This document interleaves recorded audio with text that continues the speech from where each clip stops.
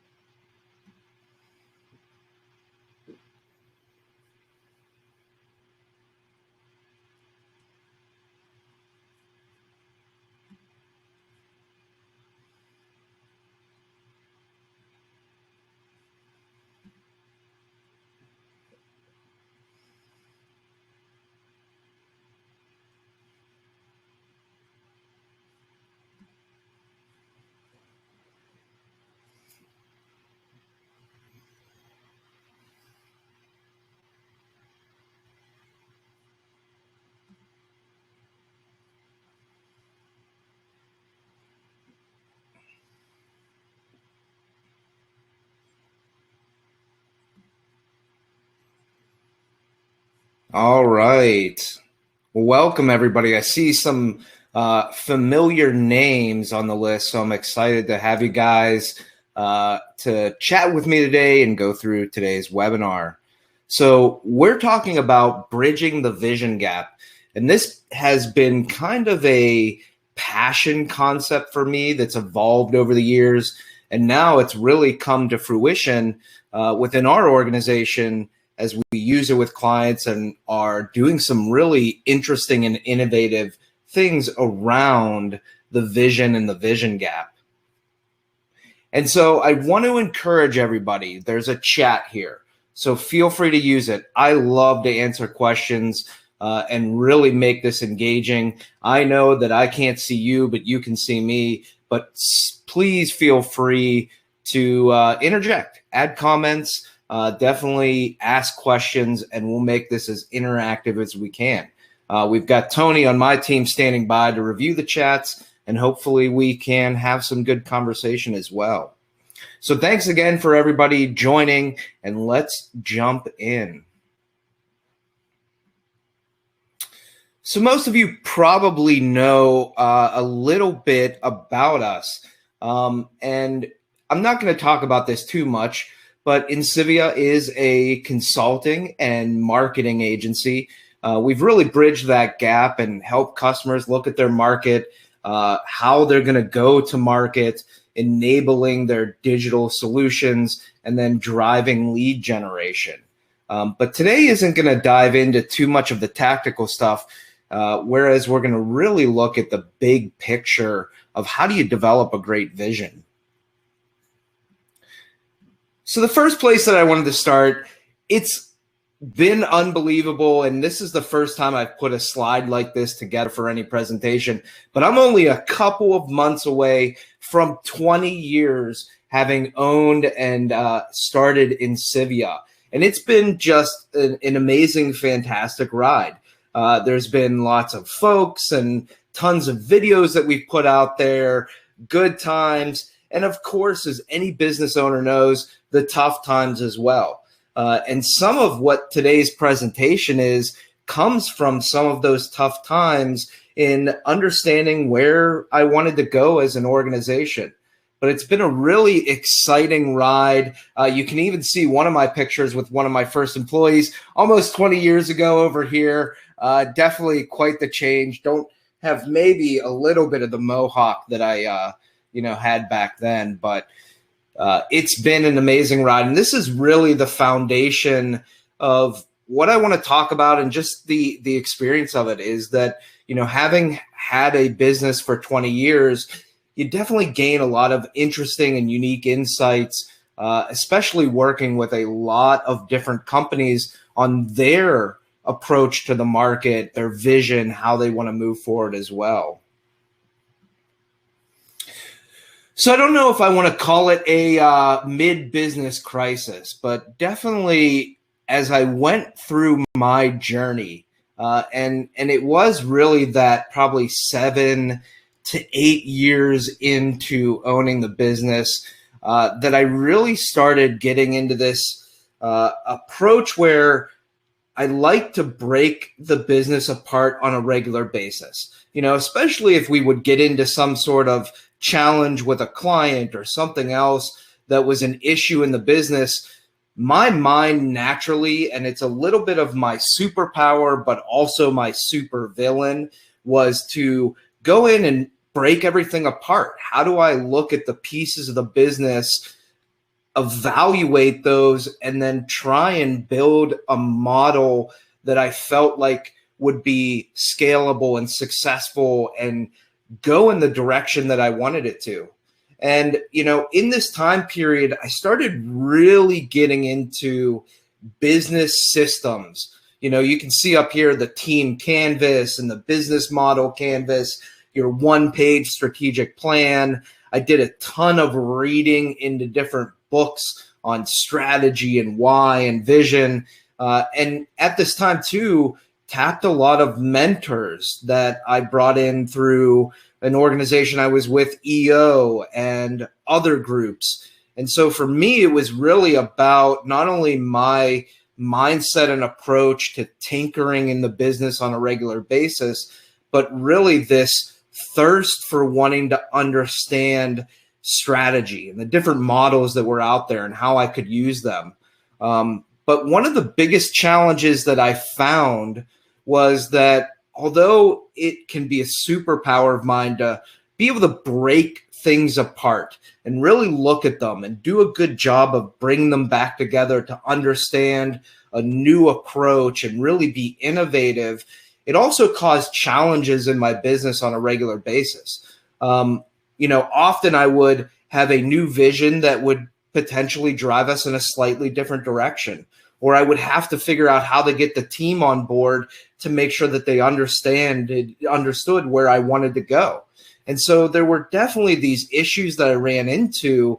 And so the vision gap for me is really those learning lessons that I developed in trying to create a strategic vision for the business, but then running into a lot of roadblocks that I had with my team and other aspects of the business. And so today we're really going to dive into that. Now, one of the next pieces that I'm going to talk about is this is actually one of my vision posters. So for a number of years, and I'll talk about later today what it looks like now, but for a number of years, I used to create a big 6-foot by 4-foot poster that I would outline the vision for the business. And this came from a lot of the, tools and books that I had found, and really trying to create a vivid vision that I could get everyone on our team aligned around, that they understood what our core values were, our target markets, and all of these different elements that were important.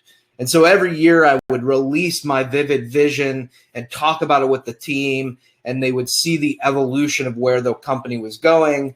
And it even spun out. You can see these little cards here. We still use them today, is value cards, where our team gives out kudos to each other based on our core values to continue to emphasize who we are and what we're about. And so really what we're going to talk about today is some of the elements of this vivid vision and how do you create them and the process that you go through.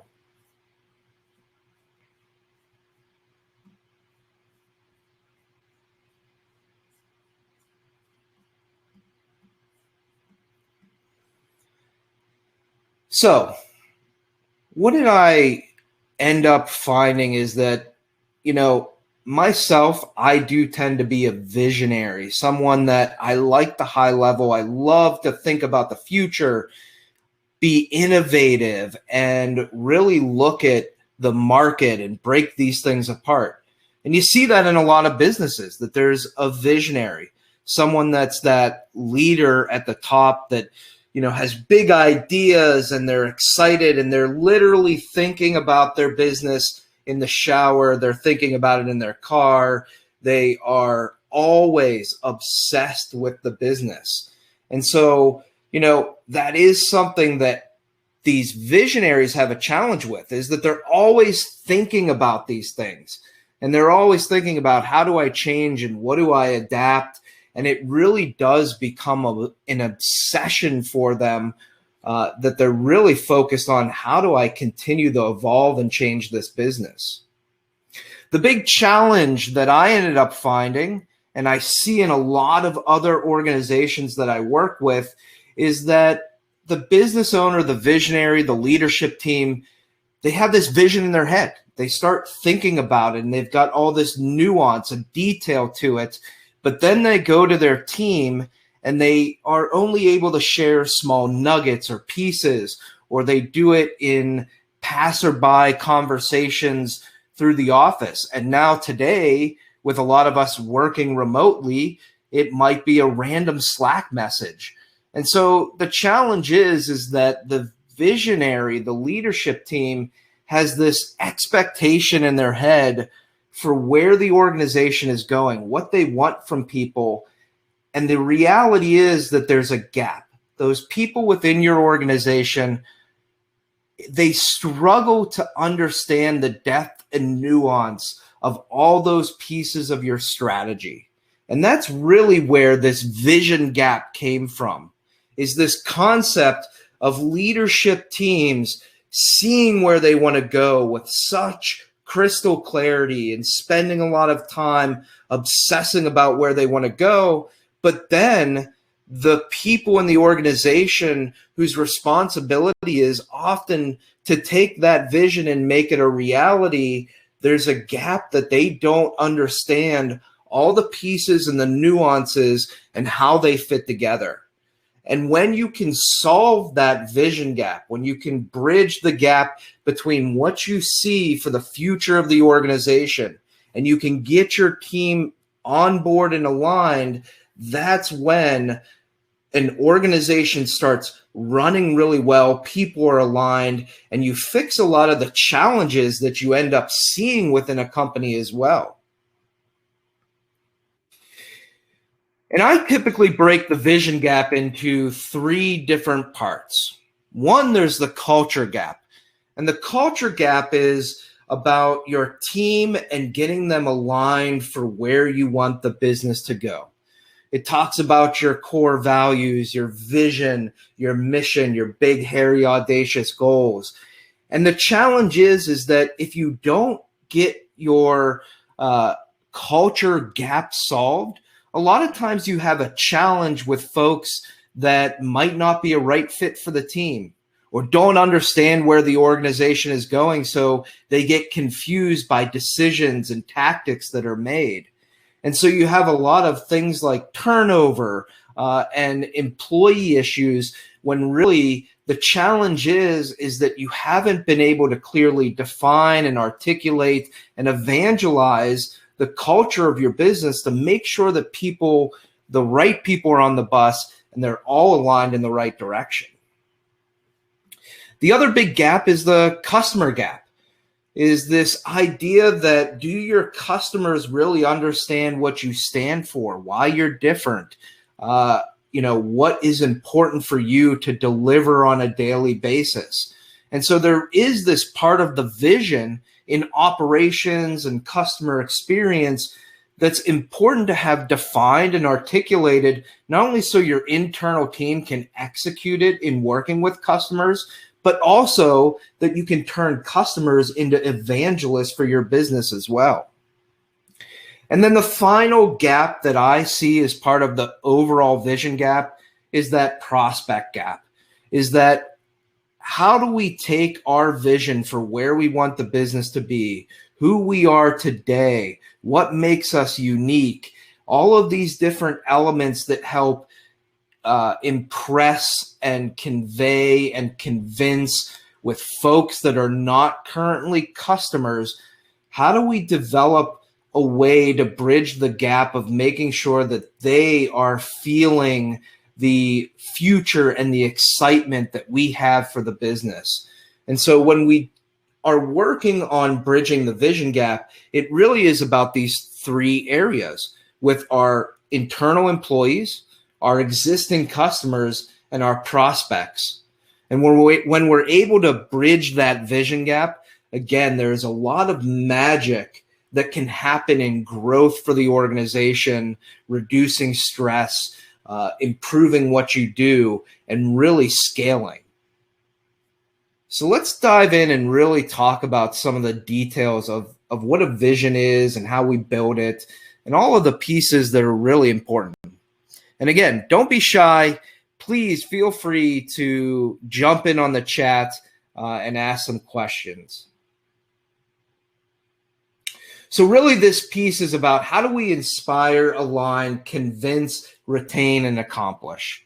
And so developing our vision and being able to define and articulate it and evangelize it is about inspiring those people that are in our wheelhouse, our employees and our customers and our prospects, getting folks aligned, convincing the right people, retaining employees and customers, and accomplishing our goals.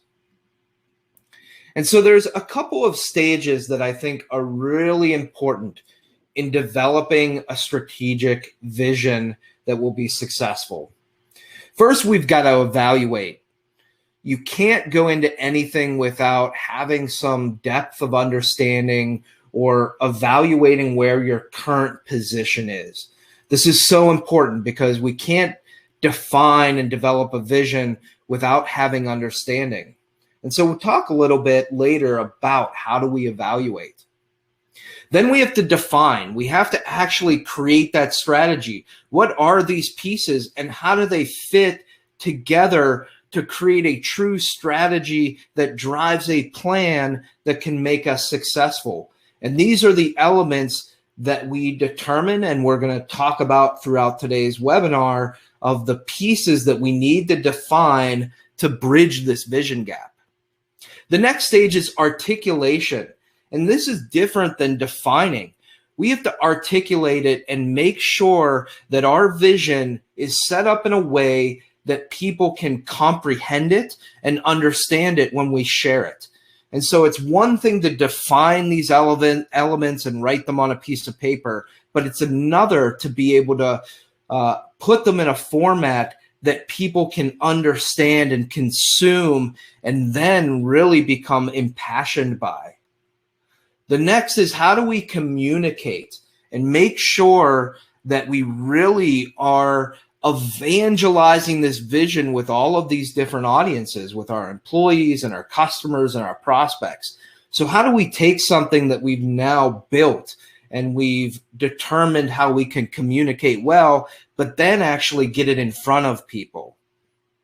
And then finally, it's evolution. Nothing is static.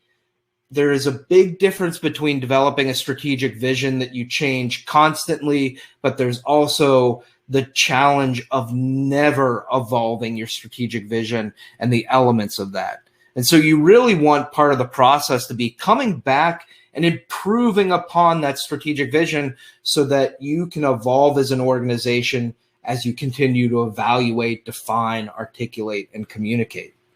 And this really is a cycle.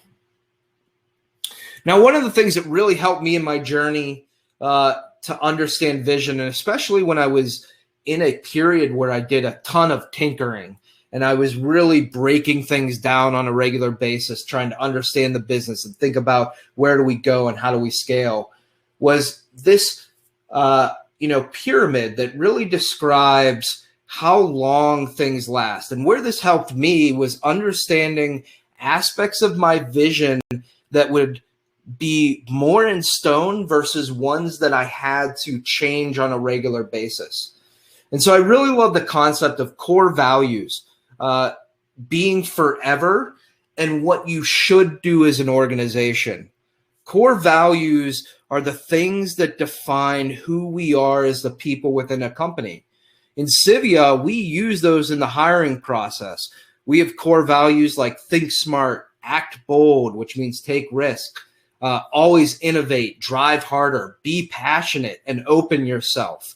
And so I really look for folks that have those core values. And when we do reviews, we compare them to those core values. Are you passionate? Are you open to ideas? Are you innovating? And so really we develop as an organization these core values that should last forever, and they really should drive what we do as people within the company. Your why, vision, and mission. So why are we here? Where are we going in the next few years? And what do we do every day to accomplish that vision is typically the life of the leader. And it's the why for the company. Why are we here? And then we develop targets. And those look like 3 to 5 year ambitions for where do we want to go. And they take that vision and mission and make it more tangible. And then we move to goals, which we set annually. And that's what we want to accomplish. And so we have to make sure that all of these align, that why we're here drives where we're going, drives what we're doing this year.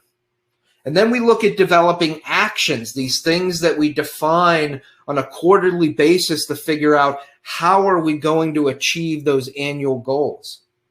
And then we develop a schedule, what we do weekly, the when, to make sure that we're taking the actions needed to achieve our goals. And then finally, what's the crux of a lot of this is the accountability, the who is responsible for something, and that's on the daily basis. And so this is one of those charts that I come back to on a regular basis, because it's important for me to understand this hierarchy of, we have to understand what we should do, why we're doing it, where we're going, what we have to do, how we're going to do it, when it's going to get done, and who's going to do it. And there is a cycle of when these things should be looked at. And so that's a big part of the vision, is really understanding not just how we create the vision, but how often should we go back and look at different pieces of that vision to continue to evolve it. So there's a lot of different elements of a vivid vision, and these are the 5 big buckets that I typically look at. So culture, we talked about a little bit, core values, these other pieces that define who and where you're going. Your brand, which defines what makes you unique in the marketplace, why people should buy from you. All of these elements that are really there to convince customers and prospects. Your operations, which talk about how are you going to actually execute these things? What are the true goals and what are the outcomes that you're looking to achieve? Your customer experience. So once you bring somebody on, how are you involving customers to continue to improve how you engage with them, what you deliver, and that experience that keeps them coming back for more? And then obviously sales. So what is our process and those pieces that can drive turning someone from being impressed or convinced into a paying customer? And so when we look at developing a vivid vision, when we bring these 5 elements together and we do evaluate, define, articulate, communicate, and evolve these, this is the opportunity to really build an organization that is well aligned and driven towards scale. Now, this is a little diagram that I use internally. It can be overwhelming. And I know there's a lot of folks out there that say with strategic planning, there's a balance of, too much strategic planning versus, being agile. But a number of these different pieces, as you look into it, are ones that, again, last for the entire length of the organization or several years or a year. And this is a little map, and I'd be happy to share it with folks, that we've got this mind map of all these different pieces. But you can see how even something like brand breaks out into target audiences, and how do you prioritize those audiences, and what are their priority or personas into motivations and buying factors. And then how do you position in the marketplace with value propositions that make you unique and key messages. The elements of your customer experience with customer drivers, your customer experience vision and actions, all of these different pieces within this strategic mind map, they're not something that you work on every day, but they're pieces that you build, again, to get your organization aligned and look at the elements that are going to help you grow into the vision that you want. And so again, I'm happy to share this. There's a lot of detail here, but this is really what the overall strategic vision that I'm talking about looks like, is a lot of detailed elements that come together to make a true plan for growth. So let's talk about evaluation, that first stage that I talked about. Overconfidence is the most dangerous form of carelessness. And so one of the biggest things that I see with organizations that I work with, especially on these aspects of vision, are a level of overconfidence in understanding their employees, their market, and all the different elements that go into their business. And it's oftentimes that when we go in and we evaluate, we do blind surveys from employees about the culture, or we really actually go in and do deep surveys of our customers or lost prospects, that we end up finding out that sometimes we don't know as much as we think we do. And so one of the first stages in the evaluation process and developing a great strategic vision is to take a step back and realize that we may not know everything that we do, and we really have to make sure that we dig in to understand it well. And so some of those pieces that are really important, first, removing bias. We really have to make sure that we don't use confirmation bias. We hear one thing from one customer, we hear one thing from our best employee, and we assume that this is how it is. We have to remove that bias and really start with a blank slate. We have to get a great sample of information. We really have to talk to our employees. We have to do personality tests. We have to do these things that dive in and really gather information from our best and our worst customers and the people that said no to doing business with us. And then finally, we've got to combine these discoveries. You can't take information that you learn from a customer and other information from a prospect, and then what you learn from your, most unhappy employee, and use that information in silos. We have to look at it together to really say, okay, is there something about my culture that impacts my customers, and vice versa, that's something about the types of customers we have that impacts my culture?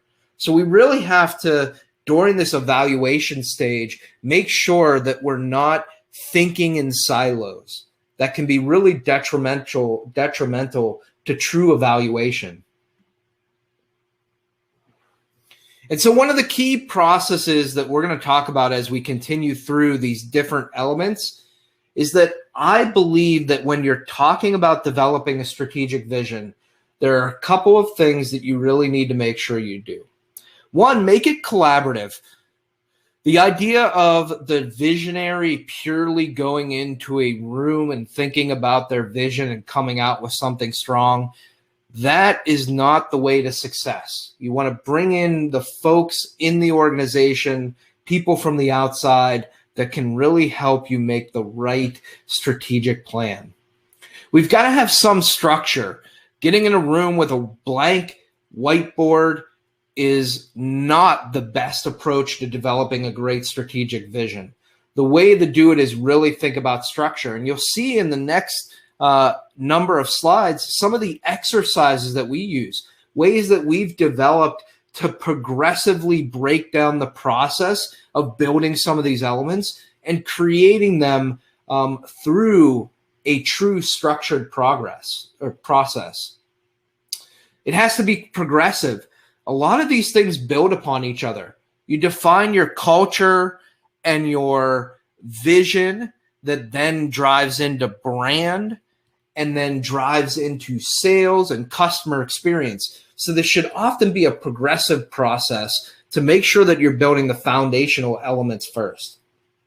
We already talked about it, but unbiased, really making sure that we are thinking about our organization without any bias and how things are really in our company and outside of it. And then finally, candid, making sure we're honest with ourselves. especially when you look at something like SWOT, strengths, weaknesses, opportunities, and threats. It's very easy for the people in the organization to not be candid because people are afraid to put something on the table. And we've often, when we work with clients, you have to push to really put things out there because that's the only way to have true progress, is to put the real problems out on the table to be able to solve for them. So let's talk a little bit about culture and dive into some of the approaches there. Talent wins games, but teamwork and intelligence wins championships. And so culture is really about how do we get that team aligned and working together towards a common future and a common vision on the horizon. And so typically when we develop the vision for an organization's culture to make sure that we have the right people on the bus, get them excited and inspired, we talk about core values, who people are and how they should act, our why, something that inspires people to want to get up and come to work every day, a vision, something that's simple and accomplishable of a future that we're all headed towards. We often want to create visions that are super ambiguous and aspirational, but that does not help align a team.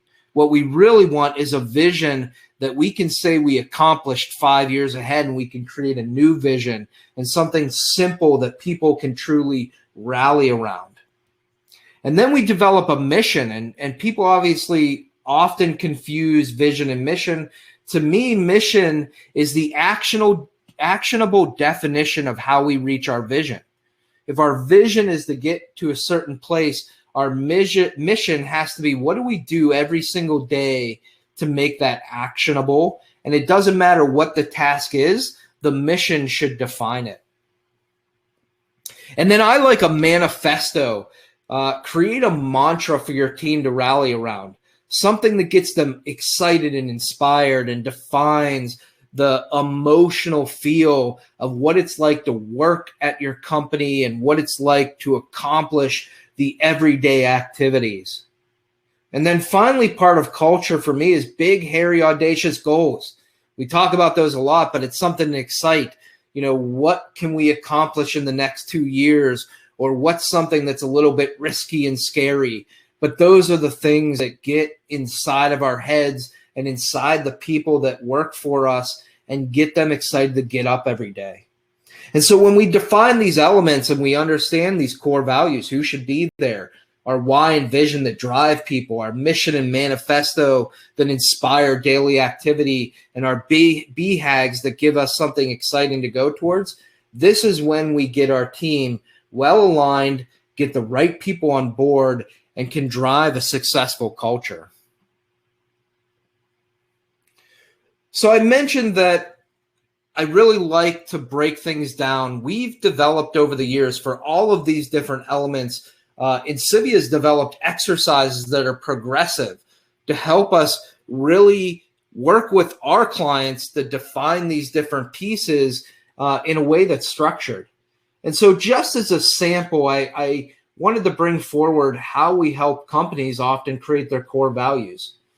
Typically, we start with having companies define their most valuable player. You know, what are the traits and skills of a person on your team or a person that you want on your team that would drive you to the biggest success? Are they innovative, driven, risk tolerant? What are their skills? Are they tech savvy, organized, adaptable?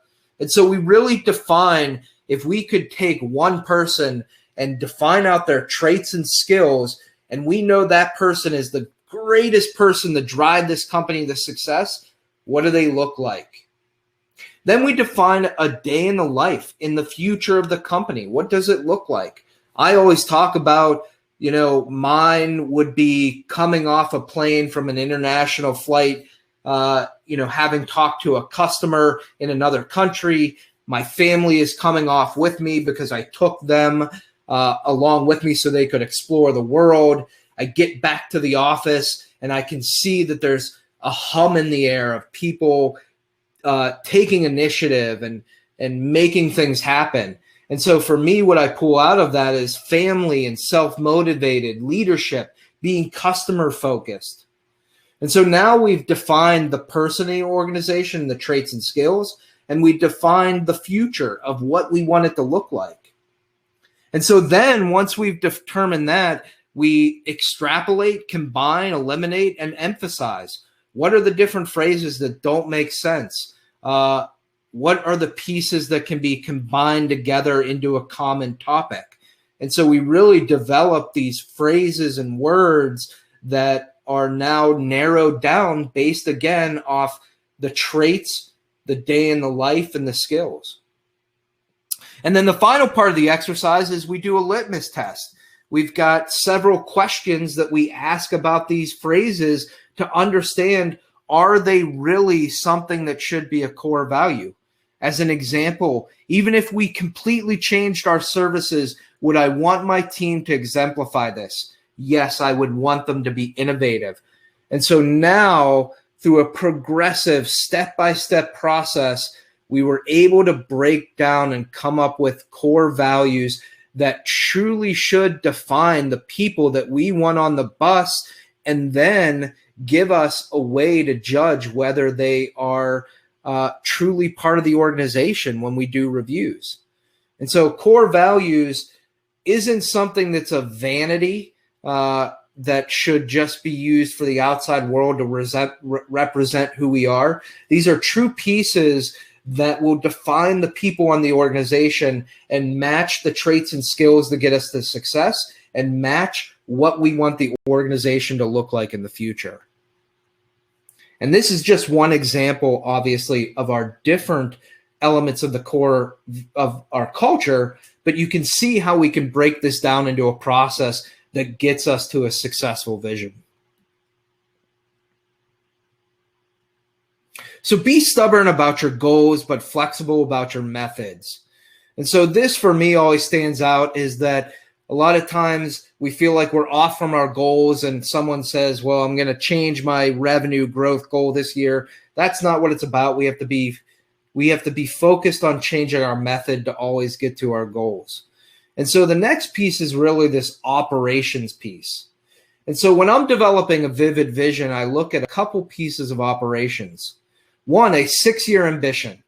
And this is like our vision statement, but much more nuanced. It's a point in the horizon that everyone on the organization can see, and they know what we're trying to accomplish and where we're looking to go. 3-year targets. These get more specific. They're what we aim to hit in the midterm of that 6-year ambition. Annual goals that are SMART, S-M-A-R-T, specific, measurable, achievable, relevant, and time-based. And again, these are annual. We want to achieve these goals. Organizational principles, key definitions of what we want to accomplish as an organization. Are we looking to increase profit? Are we trying to create scalable offerings? These are principles that we define that when everyone goes back to on the team and they look at, they can say, oh, is what I'm doing matching to these principles as the organization? And then focus metrics. What are 1 to 2 critical numbers for the entire team to rally around? You know, we talk about OKRs and other solutions that are used for individual employees, but focus metrics or a critical number are something that every employee understands, and all of our team should really somehow have an impact on that critical metric. So talking about annual goals, again, a progressive exercise to go through that process. And I like the 3 to 5 how methodology. And so really it's starting with, what do we want to accomplish in the future? We talk about our end of year celebration. If we were to get the entire team together and we were to raise a drink to accomplishing some goal, what would it be? And so we say as a team, yeah, we increased revenue by 20% and everybody's excited and happy about that. That's what our end of year celebration is about. So to get to our annual goals, what do? First, we ask how in a first round. Well, to increase revenue by 20%, we have to increase leads by 100% and double our close rate. That's how we're going to get to a 20% increase in revenue. And then we force ourselves to ask, well, how are we going to do that? To increase leads by 100%, we've got to implement a targeted marketing campaign every single month. And to double our close rate, we have to deliver better, more thorough proposals than any competitor. And then finally, we ask again, how are we going to do that? To implement a marketing plan, we've got to, work with an outside firm because we realize we can't do it internally. And to deliver better proposals, we have to spend 20% more time on our proposal detail before we give it to customers. And so now we've created some annual goals and started looking towards those quarterly actions to say, okay, this isn't something ambiguous in the year like increasing revenue by 20%. This is hiring a marketing firm. This is spending 20% more time on our proposals, and making sure that we're delivering marketing campaigns every month and being more thorough. We've turned these things into something that are much more specific and can be then turned into things that have metrics, time, and even accountability with folks internally. So again, turning things that are ambiguous, like a 20% revenue increase, into very specific, actionable steps within our strategic vision. So now we're going to talk about brand. Be yourself. Everybody else is taken. It really is, for me, when I work with companies, and especially around the brand side, is that we have to push ourselves to truly understand what makes us different and unique in the marketplace and how we're going to articulate that to the outside world. It's great, to come up with other elements of a brand, but we really have to develop that differentiation. So when I talk about brand, there are some things that I really like to define as part of that vivid vision. One, key audiences. Who do we work with? And this is a struggle for a lot of organizations, is they want to be wide. They want to be able to service a lot of different audiences because they're afraid of giving up potential opportunities. But one of the challenges in any company is that if you are focused on too many people and too many different size organizations or whatever it might be, all of your tactics and efforts become diluted, and you really can't put the time, effort into getting the right people on board. So really understanding those key audiences and prioritizing them is so important. We've got to understand our primary targets really well. It is so important to understand the people that we are trying to reach. What motivates them? Why do they buy? Where are they? What decisions do they use to choose a company like us? And this isn't just a high-level assumption. We have to know true, tangible aspects for us to really build a great value proposition. And a lot of times things like buying factors and motivations drive into how we determine our value propositions. And value propositions are what make us different. And I always push back on folks that use things like quality or customer service. Everyone says that. When you develop value propositions, you really want to dig deep, understand your competitors, and really truly define where there is a delta or a difference between you and competitors, so you can articulate, this is why you should do business with us versus someone else. And I mentioned a book earlier, Blue Ocean Strategy, or at least brought up the cover. This is a big piece for me here, is how do you develop a blue ocean, a place where you're reducing competition?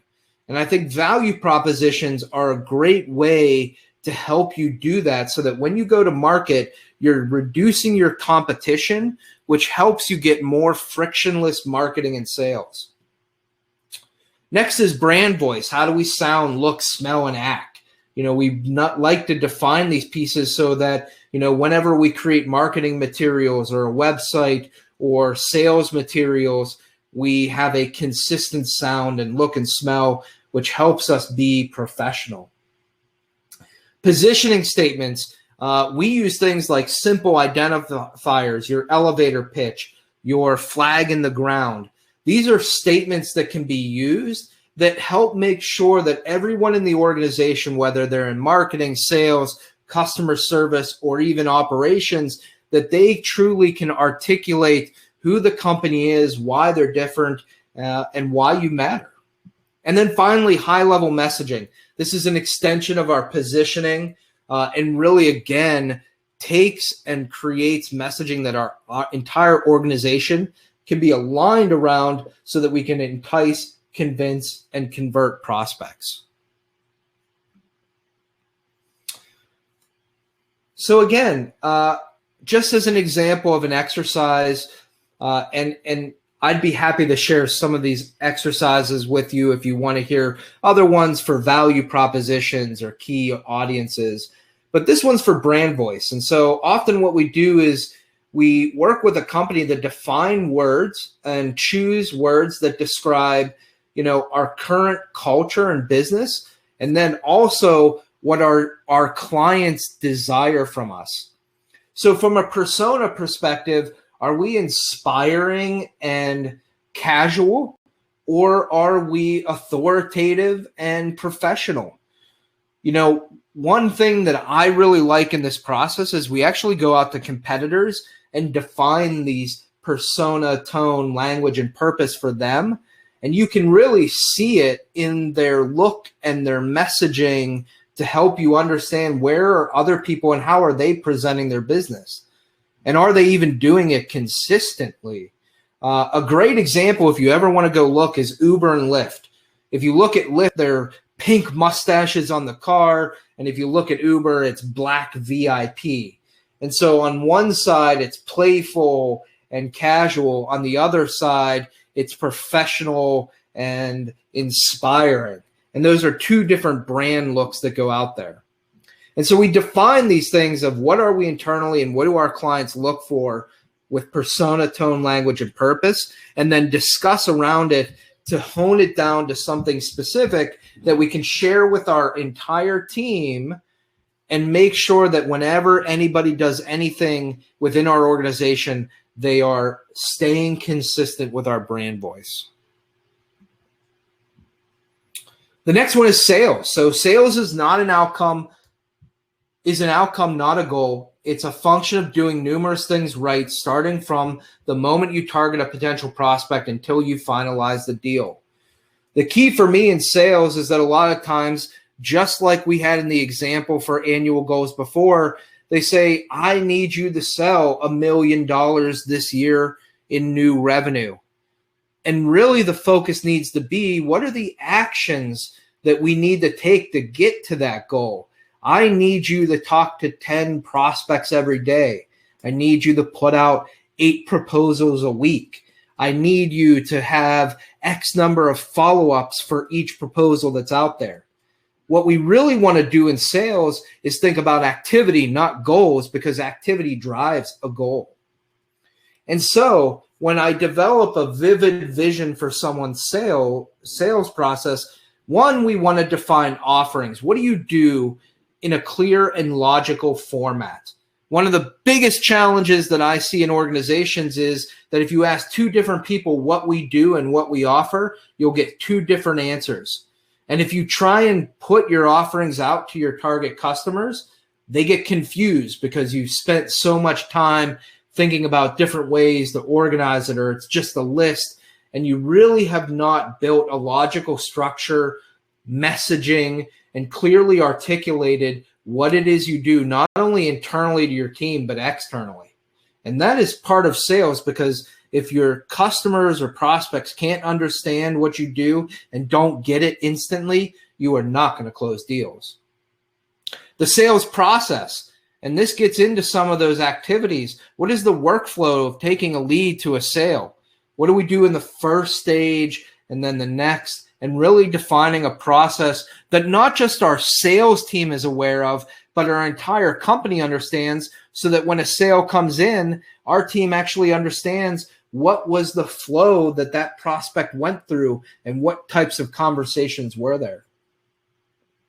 Conversion tools. So within a sales process, we look at it in stages, and we want to understand what tools do we use to get prospects from one step to another. After our first meeting, is there a follow-up with a sales document? After our next fit meeting, do we send a proposal? Then after the proposal is sent, do we send a video follow-up? We want to understand the different tools and pieces that we use in the process to make sure that we can move a prospect from one step to the next. The next part of a vivid sales vision is KPIs and goals. So obviously we want to set those goals, but the true piece is the KPIs. How many phone calls? How many meetings? How many proposals? How many touch bases? All these different things are more important than anything, because you want a sales team that is daily focused on KPIs that are driving the goals and outcomes that you want. And then finally, something that gets a little bit deeper than what we talked about in brand is prospect motivations. Truly understanding the nitty-gritty of what makes someone move through the process. Are there contract terms? Are there different pieces of validation that they need? What are the things that are motivating them to make a decision or not make a decision? And these are things that we want to define on paper and share, not, again, just with our sales team, but with the entire company. I want the people that are delivering solutions to my customers to understand why those folks make decisions, and not just my sales leader or a couple of my sales people. So again, we got to define that and articulate it and communicate it to our team. So just to show an example of a sales process, and this is a very simplified high-level piece, but the first contact, who is it? The sales associate. What is the key data that we want to make sure that they understand? The time frame, the position, their current challenges. What is the tool that we use? A key messaging guide or presentation. And what's the goal out of that step? To schedule a discovery call. And then we do a first email, and we're making sure we're sending the right thing, a discovery call, who's involved in that, what are the different information pieces, what do we use as a tool, what's the goal, and then a follow-up. And this process can go through a wide range of different steps, but again, it helps define for a sales team what is the likely process that you want people to go through. And you don't want it to be set in stone that people can only go through this process, but you really want to define something that they at least have an idea of how do you move people through and what are the different messages and tools and goals throughout it. And again, I really like that the entire organization understands this, so that when I have people in the company that are working with clients, they understand the path that they've gone through.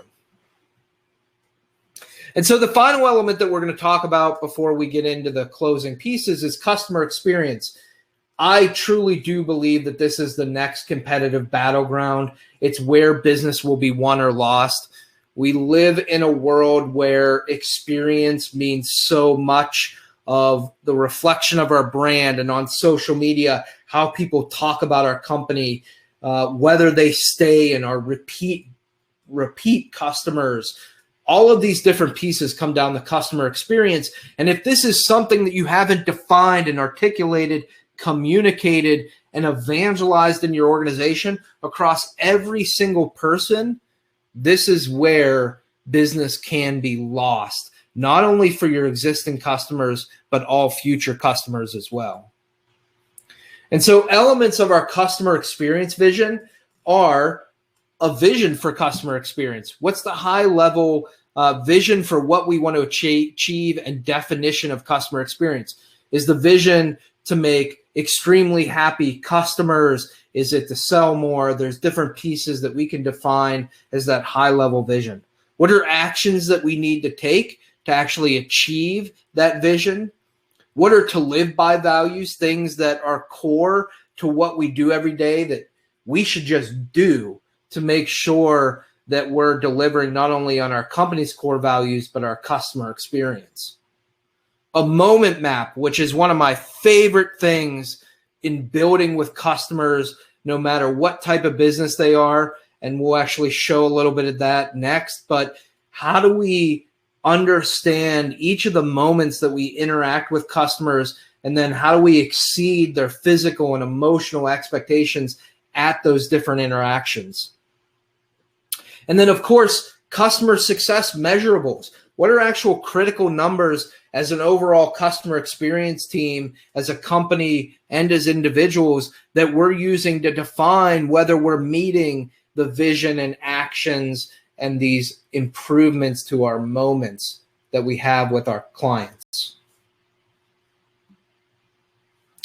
And so a moment map, again, this is a simplified version, but I really look at the step and where we interact with someone, the expectation that that person has, what is the threat of it going incorrectly, what are the opportunities that exceed their physical expectations, what are their opportunities to exceed their emotional expectations, and what is the emotion that we want to evoke in them. So this is an example of a travel experience. So in the booking, their expectation is that they'll get through it quickly and there will be availability for them. The threat is that things are fully booked up. The way to exceed their physical expectations is that, wow, when I made the booking, they knew I had been there before and what I had ordered. So I brought up in the booking site, past examples and talked about who they were.